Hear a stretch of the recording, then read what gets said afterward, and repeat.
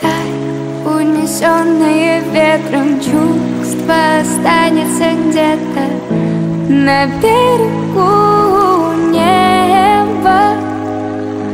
Тихо к нему прикоснется луч одинокого солнца на берегу неба. А утром прольется рассветом чувства, уснувшие где-то на берегу неба.